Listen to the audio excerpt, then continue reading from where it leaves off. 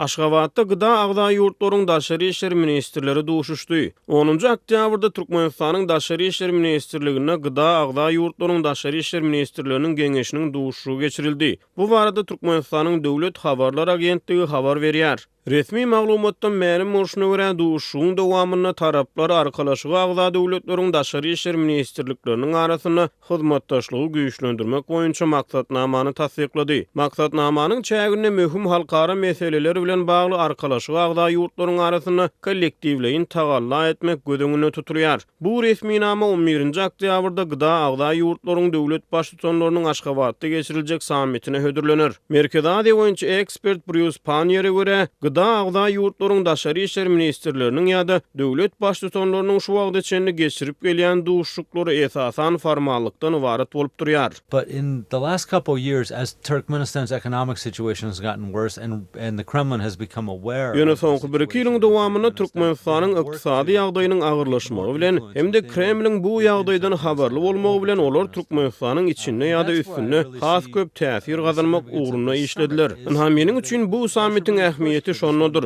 Russiýa hakykatdan bu sammitiň Türkmenistana geçirilmegi uğruna tagalla etdi. Elbetde her 10 ýa-da 11 ýylda her döwlet bir gedek arkalaşyga başlyklyk eder ýaly oňa başlyklyk gezekli gedegini amala asyrylmaly diýip Panier belledi. So that every country gets to have one within 10 years, 11 years. Eksperte görä Russiýa Türkmenistanyň arkalaşygyň dolu agzasy bolmagy uğruna tagalla edýär. Türkmenistan 2005-nji ýylda Gıda Guramasynyň assosiýerlenen agzasy boldy. Azerbaýjan, Belarus, Gazawstan, Gyrgyzstan, Ermenistan, Moldowa, Özbegistan, Russiýa we Täjikistan arkalaşygyň dolu agzasy bolup Ukraina we Türkmenistan postsovet giňişligine agylyk edýän gurama dolu agzalykdan çetde galýar. Russia really wanted it to be in Turkmenistan this year, and I read that as a sign that Russia is pushing Turkmenistan to be a full member of the CIS. Russiýa hakykatdan bu ýyl sammitiň Türkmenistana geçirilmegini istedi. Men muňa Russiýanyň Türkmenistana arkalaşykda dolu agzalygy, özüni dolu agza hasaplamagy, diňe agzalygyň adyny götürmek däl, oňa dolu gatnaşmagy itermeginiň alamaty hökmüne garaýaryn. Olar Türkmenistany Russiýanyň agylyk edýän beýleki toparlaryna hem goşmak islermi? Bu öz başyna sorag, ýöne onuň üçin ilkinji ädim Türkmenistanyň gıda dolu agza bolmagydyr. Şonuň üçin Aşgabatda geçirilýän bu sammit meniň pikirimçe ören möhümdir diýip ekspert belledi.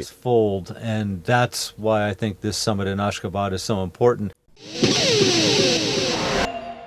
Mar şäheriniň köçelerinde polisiýanyň ýol gözegçiligi gullugynyň iş şäherleriniň işine gözegçilik edilýändigini we olaryň gulluk işini berjäy edýän mahaly gizlin kamera düşürilýändigini Azatlyk radiosynyň bu welaýatdaky habarçylarynyň biri habar berýär. Howpsuzlyk aladalar sebäpli gizlinlik şertine söhbetdeş bolan habarçy soňky bir näçe gün bäri dowam edýän bu gözegçilikleriň netijesinde düzgün bodan sürüjüler saklayan polisiýa iş şäherleriniň para almagyň deregine olary döwlet tarapyndan kesitlenen pul jerimani ýazýandygyny aýdýar. Mar şäheriniň köne ýarmyrkasynyň ýolunyň ugrunda 16-njy liseýiň goloýunda we başga bir näçe ýerde köçe ýol hereketine gözegçilik edýän polisiýa iş şäherlerine gizlin gulluklaryň iş şäherleri tarapyndan gözegçilik edilýär. Şäheriň bir näçe köçesinde elektrik liniýalaryny bejerýän ustalaryň eşigindäki iş şäherler hamana elektrik geçirjileri bejerýän ýaly bolup, ýoluň beýleki tarapynda duran polisiýanyň ýol gözegçiligi gullugynyň iş şäherlerini kamerada surata düşürýärler. Düzgün bodan sürüjülerden para alan polisiýa iş şäherlerini destine alyp gidýärler diýip habarçy şuňa meňdeş wakanyň 16-njy liseýiň goloýunda bolandygyny 10-njy oktýabrda beren maglumatynda aýtdy. Habarçy polisiýa iş şäherlerine ýurdun haýsy edaralarynyň iş şäherleri tarapyndan gözegçilik edilýändigini häzirlikçe anyklap bolmaýandygyny ýöne bu wakalardan soňra köçe ýol hereketine gözegçilik edýän iş şäherleriň düzgün bodan sürüjülerden para almaýandygyny bellidi. Polisiýa iş şäherleri sürüjülere diňe döwlet tarapyndan kesitlenen jerimani ýazýarlar. Öňler olar jerimani ýazman onuň ýarysy möçörde para alyp goýberýärdiler. Ýöne häzir olar tutulup işden çykarylmakdan ýa-da jenaýat jogapkärçiligine çekilmekden gorkýarlar. Şeýle-de häzir olaryň her biri günde 15 protokol ýazmaly edilipdir diýip habarçy ulug sürüjüleriniň we polisiýanyň ýol gözegçiligi gullugynyň iş şäherleriniň bir näçesine salgylanyp gurrun berdi. Azatlyk radiosyna polisiýa iş şäherlerine edilýän bu gözegçilikler we olaryň sebäpleri barada Mara welaýat polisiýa bölümünden kommentari almak häzirlik degçe başartmady.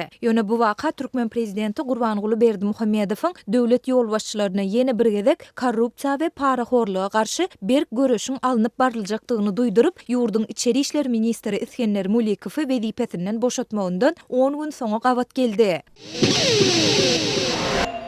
Türkmenistanyň paýtagtynda häkimetler öýsüz haýwanlary ýok etmek boýunça çärelerini dowam etdirýärler.